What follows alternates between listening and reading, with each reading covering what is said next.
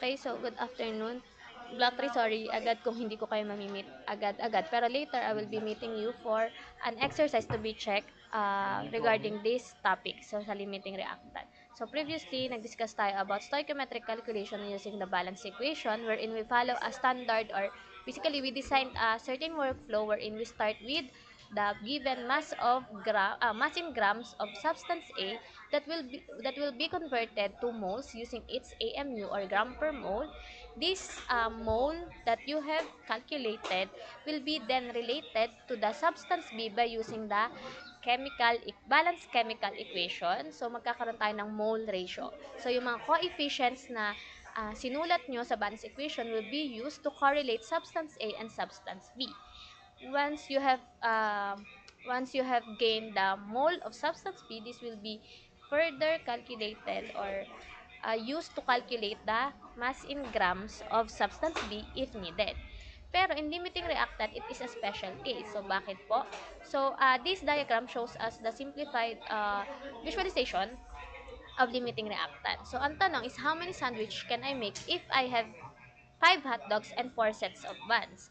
So, you can make hot dog sandwich until you run out of one of the ingredients. In the case of the diagram, yung buns po natin, siya yung nagbibigay ng limitasyon sa ating number of hot dog sandwich that can be produced. So, when you run out of bun, it is noted that yun ang ating limiting reagent.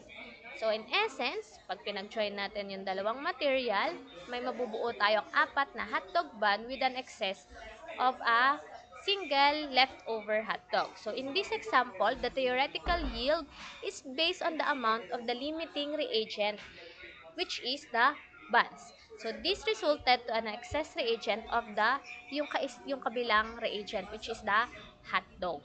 Okay? So, in essence, ito talaga dapat yung image niya. So, dito po, yung ating limiting reactant is the reactant present in smallest stoichiometric amount. So, in the example, the O2 would be the excess reagent. So, yung O2 ay yung kulay pula at yung H2 ay yung puti.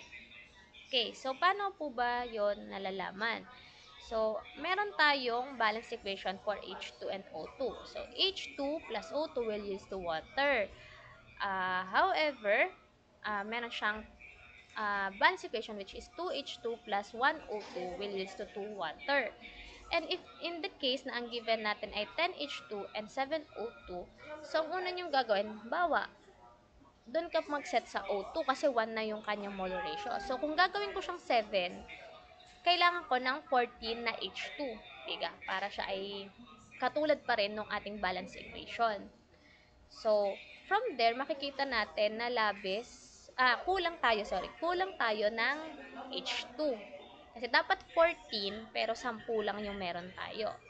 So, therefore, ang ating limiting reactant ay si H2. Kasi kinulang tayo ng H2. Siya yung nagpapatigil nung mapuproduce na na H2O.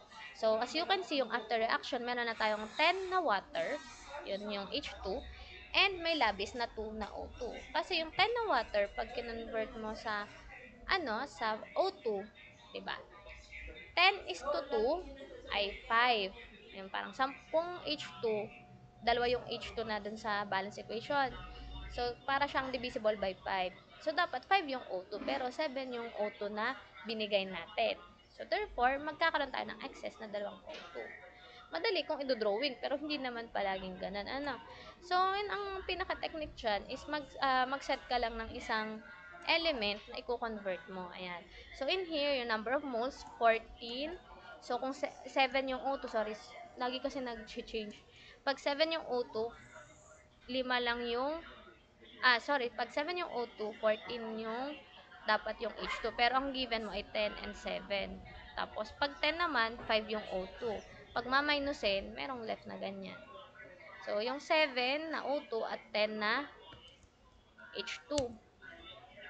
Laging pumupunta doon. Yan. 10 na H2 at 7 na O2. Yan. So, pag 10, 5. Pag 7, 14. So, makikita nyo na hindi siya balance. Yan. So, yung ating after reaction ay nag-produce ng dalawang excess O2. So, for example, soda fizz comes from sodium bicarbonate and citric acid reacting to make carbon dioxide, sodium citrate, and water. If 1 gram of sodium bicarbonate and 1 gram of citric acid are reacted, which is the limiting reactant and how much carbon dioxide is produced? Okay, so in here, kailangan muna natin siyang i-balance, si sodium bicarbonate at si citric acid, pag nag-react, ay may puproduce na carbon dioxide, water, at yung sodium citrate. Ayan. To make carbon dioxide, sodium citrate, and water, nakalastate naman yung ating mga product. So, binigay yung given na tig 1 gram siya. Paano po natin malalaman kung alin yung limiting reactant? Ako, by practice, pumipili ako ng isang reactant, tapos kino-convert ko siya sa moles nung sunod na reactant. Halimbawa, if citrate, sorry, dito pala ginawa niya ay yung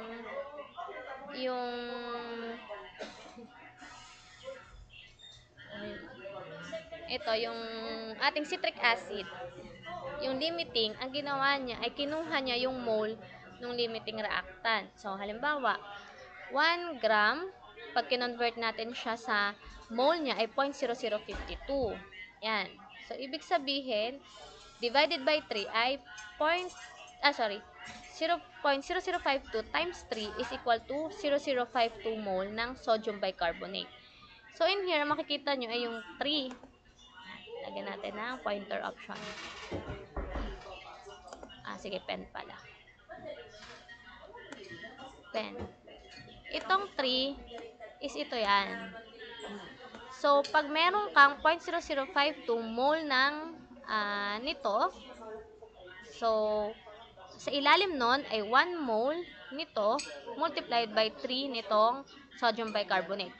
In essence, ang ginawa po natin dito ay inassume natin na this element or this compound is the limiting reactant. So, to confirm that, we converted its amount to its mole, and then you convert that mole to this substance. So, ito yung substance A, ito yung substance B. Yan. Yan. So, in essence, magagawa mo na siyang same unit.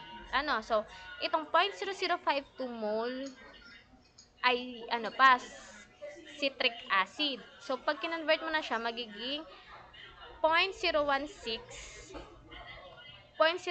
sodium bicarbonate. Yan. Ngayon, i-check mo siya whether, ang technique dyan, titingnan mo lang kung this amount is greater or less than dun sa converted na 1 gram nito. So, di ba 1 gram din yung sodium bicarbonate, convert siya, 0.012 mole siya. So, as you can see, ito yung mole of sodium bicarbonate, ito din ay mole of sodium bicarbonate when you use 1 gram of sodium citric acid. Pag ginamit mo yung 1 gram of citric acid. So, in essence, yung makikreate down ng 0.0052 mole ng citric acid ay 0.016 ng sodium bicarbonate. So, mas marami yung nakikreate nito nung citric acid. Kasi, yung sodium bicarbonate na makikreate ng 1 gram ay 0.012 lang. So, meaning, ang ating limiting reactant ay si sodium carbonate. Okay? So, paano po si bicarbonate? So, paano po malaman yung amount of or gram left from the reaction? So, yung 0.012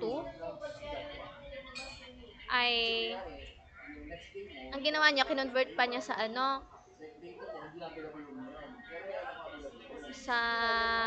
kinonvert pa niya sa citric acid. So, binalik niya 0.040 mole. So, ngayon, itong 0.0052 mole, ima-minus mo lang sa 0.0040 mole. Ang matitira niya ay 0.0012 mole left from the citric acid. So, iyon ay gagamitan mo lang ng molar mass para makuha yung 0.023 gram left. No? So, yun. Tapos, from there, pwede mo nang makuha ang, how many uh, carbon dioxide is produced by using the limiting reactant. Since yung limiting reactant natin ay yung sodium bicarbonate, gagamitin mo yung 0.012 mole in conversion to carbon dioxide. So, yun. So, yung 0.012 mole ng CO2, iaano mo lang sa 44 gram per mole ng CO2 kasi 3:3 lang siya or same lang yung ratio niya. So, ang sagot ay 0.53 gram CO2. Okay? Okay. So, the theoretical yield is the amount of product that can be made. In other words, it's the amount of product possible from stoichiometry or the perfect reaction. So, this is different from the actual yield, the amount of one actually produces and measured. So, imagine nyo kasi pag nag-react na siya, sometimes may nakakasama na siyang excess. Ayun. So, present yield is actually uh, equals to actual yield over theoretical yield times 100. Yan. So, another example, okay? So, benzene reacts with bromine to produce bromobenzene and hydrobromic acid. If 30 grams of benzene reacts with 65 grams of bromine and produces 56.7 grams of bromobenzene, what is the percent yield of the reaction? So, in here, ginawa mo na ulit siyang parehong mole. And then, if you can see, 1:1 lang sila lahat. So, hindi mo na kailangang i-convert pa. Meaning, yung 0.41 mole, pag convert mo dito, ay sa C6H6 ay same lang. So, in here, makikita natin na ang limiting ay yung benzene. So, yun. Gagamitin nyo yun para makuha yung amount of C6H5Br. So, ito na yung nasa babang portion. Pointer option. Ayan. Actually, kahit di mo na siya convert, kasi makikita mo na mas mababa yung C6H6. Pareho lang naman na 1:1. So, ngayon, 0.38 yung ating limiting, convert natin siya sa C6HRB as H5Br. So, since 1:1 din lang, kaya 60 grams. Ngayon, since 56.7 yung ating actual na yield, so, i-divide mo lang siya dun sa ating theoretical yield, tapos multiply by 100. So, ayun. So, same goes with here. Yan. Pwede nyong i-pause yung video at try nyong i-decode paano siya nakuha. And then, yan. That ends na the last topic for lesson 5. Thank you.